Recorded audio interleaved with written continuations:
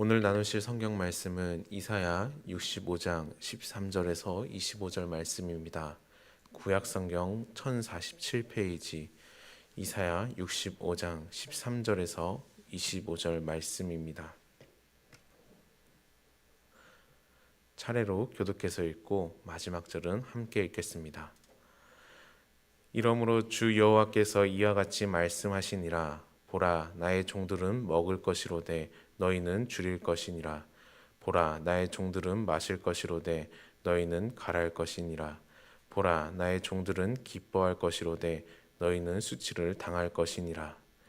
보라, 나의 종들은 마음이 즐거움으로 노래할 것이로되 너희는 마음이 슬픔으로 울며 심령이 상함으로 통곡할 것이며 또 너희가 남겨놓은 이름은 내가 택한 자의 저주거리가 될 것이니라. 주 여호와, 내가 너를 죽이고 내 종들은 다른 이름으로 부르리라. 이러므로 땅에서 자기를 위하여 복을 구하는 자는 진리의 하나님을 향하여 복을 구할 것이요 땅에서 맹세하는 자는 진리의 하나님으로 맹세하리니 이는 이전 환난이 잊었고 내 눈 앞에서 옮겨서 보라, 내가 새 하늘과 새 땅을 창조하나니 이전 것은 기억되거나 마음에 생각나지 아니할 것이라. 너희는 내가 창조하는 것으로 말미암아 영원히 기뻐하며 즐거워할지니라. 보라, 내가 예루살렘을 즐거운 성으로 창조하며 그 백성을 기쁨으로 삼고 내가 예루살렘을 즐거워하며 나의 백성을 기뻐하리니 우는 소리와 부르짖는 소리가 그 가운데에서 다시는 들리지 아니할 것이며 거기서 아니 자지 못한 노인이 다시는 없을 것이라. 곧 백세에 죽는 자를 젊은이라 하겠고 백세가 못되어 죽는 자는 저주를 받는 자. 그들이 가옥을 건축하고 그 안에 살겠고 포도나무를 심고 열매를 먹을 것이며 그들이 건축한 데에 타인이 살지 아니할 것이며 그들이 심은 것을 타인이 먹지 아니하리니 이는 내 백성의 수완이 나무의 수완 같겠고 내가 택한 자가 그 손으로 일한 것을 길이 누릴 것이며 그들의 수고가 헛되지 않겠고 그들이 생산한 것이 재난을 당하지 아니하리니 그들은 여호와의 복된 자의 자손이요 그들의 후손도 그들과 같을 것임이라. 그들이 부르기 전에 내가 응답하겠고 그들이 말하기 전에 내가 들을 것이며 이리와 어린 양이 함께 먹을 것이며 사자가 소처럼 즙을 먹을 것이며 뱀은 흙을 양식으로 삼을 것이니 나의 성산에서는 해함도 없겠고 상함도 없으리라. 여호와께서 말씀하시니라. 아멘. 이사야 65장 앞부분을 보면 하나님을 외면한 백성들의 모습과 그들을 향해 말씀하시는 하나님의 마음이 함께 드러납니다. 하나님은 계속해서 손을 내밀어 부르셨지만 백성들은 하나님을 찾지 않고 자기 길을 따라 살아갔습니다. 하나님을 예배한다고 말하면서도 실제 삶에서는 하나님이 아닌 다른 것들을 의지하며 자기 방식대로 살아갔습니다. 그래서 하나님은 그들의 삶을 책망하시고 그 결과가 어떠한지를 분명하게 말씀하십니다. 하나님을 떠난 삶과 하나님을 붙든 자의 삶의 끝이 어떠한지 대비하여 보여주십니다. 13절에서 14절입니다. 이러므로 주 여호와께서 이와 같이 말씀하시니라. 보라, 나의 종들은 먹을 것이로되 너희는 줄일 것이니라. 보라, 나의 종들은 마실 것이로되 너희는 갈할 것이니라. 보라, 나의 종들은 기뻐할 것이로되 너희는 수치를 당할 것이니라. 보라, 나의 종들은 마음이 즐거움으로 노래할 것이로되 너희는 마음이 슬픔으로 울며 심령이 상함으로 통곡할 것이며 13절과 14절에 반복하여 등장하는 단어가 있습니다. 바로 보라입니다. 이 단어는 앞에 한 번만 나와도 충분한데 짧은 말씀 안에 4번이나 반복되어 등장합니다. 이것은 단순한 표현이 아니라 하나님께서 내가 반드시 이렇게 하겠다라고 선언하시는 강한 의지의 표현입니다. 하나님은 이 말씀을 가볍게 하신 것이 아니라 분명하게 이루실 일을 선포하고 계신 것입니다. 이어서 하나님께서는 나의 종들과 너희를 분명하게 구분하십니다. 같은 시대를 살아가고 같은 현실 속에 있는 것처럼 보이지만 하나님 앞에서는 전혀 다른 두 부류로 나눠 줍니다. 하나님을 붙든 자는 먹고 마시고 기뻐하는 삶을 살아갑니다. 이것은 단순히 환경이 좋아서 누리는 풍요가 아닙니다. 하나님과의 관계 속에서 오는 만족과 기쁨입니다. 하나님께서는 그들의 필요를 채우시고 그 마음을 기쁨으로 채우시기 때문입니다. 반대로 하나님을 떠난 자들은 줄이고 목마르고 수치를 당하게 됩니다. 겉으로는 괜찮아 보일 수 있지만 그 삶의 깊은 곳에는 채워지지 않는 갈증과 배고픔이 있습니다. 그리고 결국 그 끝은 수치로 드러나게 됩니다. 여기서 우리는 한 가지 중요한 사실을 보게 됩니다. 하나님은 단지 겉으로 드러나는 형편만을 말씀하는 것이 아니라 삶의 깊은 내면까지도 함께 말씀하고 계신다는 것입니다. 그래서 14절에는 더 분명하게 말씀하십니다. 하나님의 종들은 마음이 즐거워 노래하지만 하나님을 떠난 자들은 마음이 슬퍼 울며 심령이 상하여 통곡하게 된다는 것입니다. 13절과 14절을 통해 같은 상황 속에서도 전혀 다른 삶의 모습이 나타난 것을 보았습니다. 그렇다면 그 차이가 어디서 오는 거겠습니까? 15절과 16절은 그 차이가 단순한 환경이 아니라 하나님과의 관계에서 비롯된 것임을 더욱 분명하게 보여줍니다. 15절에서 16절입니다. 또 너희가 남겨놓은 이름은 내가 택한 자의 저주거리가 될 것이니라. 주 여호와 내가 너를 죽이고 내 종들은 다른 이름으로 부르리라. 이러므로 땅에서 자기를 위하여 복을 구하는 자는 진리의 하나님을 향하여 복을 구할 것이요 땅에서 맹세하는 자는 진리의 하나님으로 맹세하리니 이는 이전 환난이 잊어졌고 내 눈앞에서 숨겨졌음이니라. 15절을 보면 하나님께서 이렇게 말씀하십니다. 하나님을 떠난 자들은 그 이름을 저주의 이름으로 남게 되고 하나님의 종들은 다른 이름으로 불리게 될 것이라고 하십니다. 여기서 이름은 단순한 호칭이 아니라 그 사람의 존재와 삶의 결론, 곧 정체성을 의미합니다. 같은 시대를 살아가고 같은 현실을 살아가지만 하나님을 떠난 사람은 결국 그 삶이 저주로 기억되는 이름이 되고 하나님을 붙든 사람은 하나님께서 주시는 새로운 이름으로 살아가게 됩니다. 이것은 단순히 삶이 조금 나아진 것이 아니라 하나님과의 관계가 그 사람의 존재 자체를 새롭게 한다라는 뜻입니다. 그리고 16절에서는 그 결론을 더 분명하게 보여줍니다. 하나님께서 주시는 은혜는 단순한 위로가 아니라 과거의 아픔과 환난이 더 이상 그 사람을 붙들지 못하는 완전한 새로움입니다. 말씀은 우리에게 분명하게 보여줍니다. 같은 상황 속에서도 어떤 사람은 하나님을 따르고 어떤 사람은 자기의 길을 따릅니다. 이 차이는 환경이 아니라 하나님과의 관계에서 시작됩니다. 그리고 그 관계가 결국 그 사람의 삶과 정체성까지 결정하게 됩니다. 그렇다면 우리의 삶은 어떠합니까? 나는 하나님을 붙들고 살아가고 있는가? 아니면 여전히 내 방식과 내 길을 따라 살아가고 있는가? 상황이 좋아서 하나님을 따르는 것이 아니라 어려움 속에서도 이해되지 않는 순간 속에서도 하나님을 붙드는 사람이 하나님의 종입니다. 그리고 그 관계 속에서 하나님은 우리의 삶을 새롭게 하시고 우리에게 새로운 이름을 주십니다. 그러므로 어떠한 상황 속에서도 하나님을 붙드는 그 믿음으로 살아가는 저와 교우님들이 되기를 바랍니다. 하나님께서는 하나님을 떠난 삶과 하나님을 붙든 삶의 결과를 분명하게 보여주셨습니다. 그렇다면 하나님을 붙든 자의 삶의 마지막은 어떻게 되겠습니까? 그 끝은 단순한 회복이 아니라 하나님께서 이루실 새 하늘과 새 땅의 모습을 말씀하십니다. 17절입니다.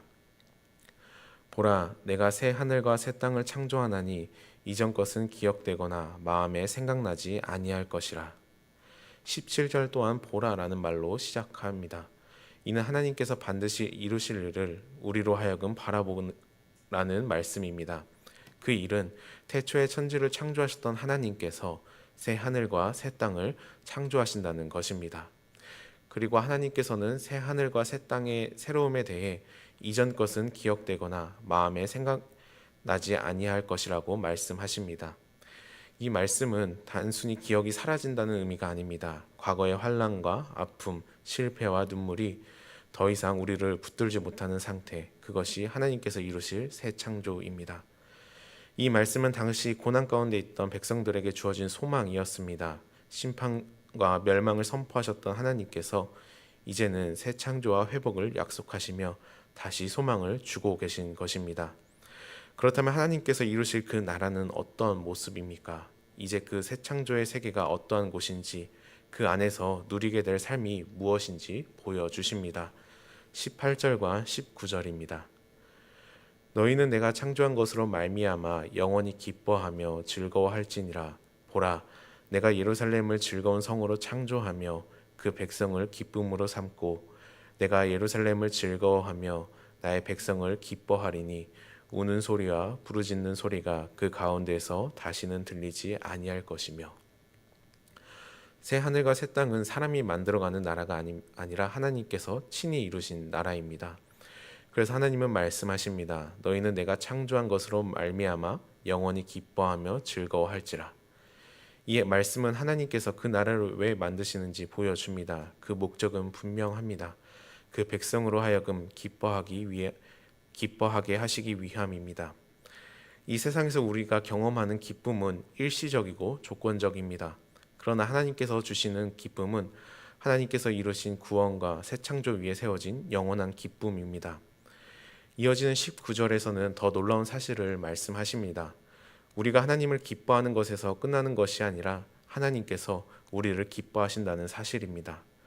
하나님은 단순히 우리를 회복시키시는 분이 아니라 회복된 백성을 기쁨으로 삼으시는 분이십니다. 마치 신랑이 신부를 기뻐하듯 하나님은 그 백성을 향해 기쁨을 품으십니다. 이것이 바로 하나님 나라의 모습입니다. 이어서 20절입니다. 거기는 날수가 많지 못하여 죽은 어린이와 수완이 차지 못한 노인이 다시는 없을 것이라. 곧 100세에 죽는 자를 젊은이라 하겠고 100세가 못 되어 죽는 자는 저주받는 자이니라. 20절의 말씀을 겉으로 보면 사람들이 오래 사는 이야기처럼 들립니다. 그러나 이 말씀의 의미는 단순히 수명이 길어지는 데 있지 않습니다. 생명의 질서가 회복된 세계를 말합니다. 지금 우리가 살아가는 세상은 어떻습니까? 생명이 온전히 자라기도 전에 꺾이기도 하고 예기치 못한 죽음으로 인해 눈물과 슬픔이 끊이지 않습니다. 그러나 하나님께서 이루실 그 나라에서는 이러한 일이 더 이상 일어나는 것이 아니라 100세에 죽는 것도 젊다고 여겨질 만큼 그곳에는 생명이 충만하게 역사한다라는 것입니다. 이것은 단순히 오래 사는 문제가 아니라 죄로 인해 깨졌던 창조 질서가 회복되고 사망의 권세가 더 이상 다스리지 못하는 세계입니다. 이어서 21절에서 23절입니다. 그들이 가옥을 건축하고 그 안에 살겠고 포도나무를 심고 열매를 먹을 것이며 그들이 건축한 데에 타인이 살지 아니할 것이며 그들이 심은 것을 타인이 먹지 아니하리니 이는 내 백성의 수완이 나무의 수완 같겠고 내가 택한 자가 그 손으로 일한 것을 길이 누릴 것이며 그들의 수고가 헛되지 않겠고 그들이 생산한 것을 재난당하지 아니하리니 그들은 여호와의 복된 자손이요 그들의 후손도 그들과 같을 것임이라. 하나님께서 이루실 그 나라에서의 삶이 얼마나 온전하고 안정된 삶인지를 보여줍니다. 그들이 가옥을 건축하고 그것에 살겠고 포도원을 가꾸고 그 열매를 먹을 것이며, 이 말씀은 너무나 평범해 보입니다. 그러나 당시 이스라엘 백성에게는 전혀 평범한 일이 아니었습니다. 그들은 집을 지어도 빼앗기고 수고하여 심어도 다른 사람이 그 열매를 가져가는 일을 반복해서 경험했습니다. 수고는 했지만 그 수고가 자신의 것이 되지 않는 삶이었습니다. 오늘도 우리도 이제 수고하지만 그 결과를 보지 못할 때가 있고 애쓴 것이 무너지는 것을 경험하기도 합니다. 그러나 하나님께서 이루실 그 나라에서는 다릅니다. 그들이 건축한 데에 타인이 살지 아니하며 그들이 심은 것을 타인이 먹지 아니하리라. 이 말씀은 단순히 재산을 지킨다는 의미를 넘어 삶이 더 이상 빼앗기지 않는 상태를 말합니다. 전쟁과 침략이 없고 불의로 인해 무너지는 일이 없으며 완전히 안전된 삶입니다. 그들의 삶이 더 이상 허무로 끝나지 않고 자신의 수고가 온전히 보존되는 삶이라는 것입니다. 이것은 단순한 풍요가 아니라 하나님께서 처음 인간을 창조하셨을 때처럼 수고한 대로 누리고 삶이 온전히 이어지는 그 질서가 회복된 모습입니다. 이어서 24절입니다. 그들이 부르기 전에 내가 응답하겠고 그들이 말을 마치기 전에 내가 들을 것이며, 하나님께서 이루실 그 나라에서 하나님과 우리의 관계가 얼마나 가까워졌는지를 보여줍니다. 하나님과 우리 사이에 아무런 막힘이 없고 부르기 전에 응답하시고 말이 끝나기 전에 들으시는 완전한 교제 상태가 이루어집니다. 이것은 단순히 기도가 빨리 응답된다는 의미가 아니라 하나님과의 관계가 회복된 상태를 말합니다. 그리고 이 회복의 개념은 개인과 하나님 사이를 넘어 온 창조 세계로 확장됩니다. 25절입니다. 이리와 어린 양이 함께 먹을 것이며 사자가 소처럼 짚을 먹을 것이며 뱀은 흙을 양식으로 삼을 것이니 나의 성산에서는 해함도 없겠고 상함도 없으리라. 여호와께서 말씀하시니라. 이 말씀은 단순한 비유가 아니라 죄로 인해 깨졌던 창조 질서가 완전히 회복된 모습을 보여줍니다. 서로 해치고 두려워하던 관계가 사라지고 모든 것이 평화 가운데 거하는 상태입니다. 그래서 하나님은 마지막으로 이렇게 말씀하십니다. 나의 성산에서는 해함도 없고 상함도 없으리라. 이것은 하나님께서 이루실 나라입니다. 하나님과의 관계가 완전히 회복되고 창조 세계가 온전히 회복되어 더 이상 상처도 파괴도 두려움도 없는 평화의 나라입니다.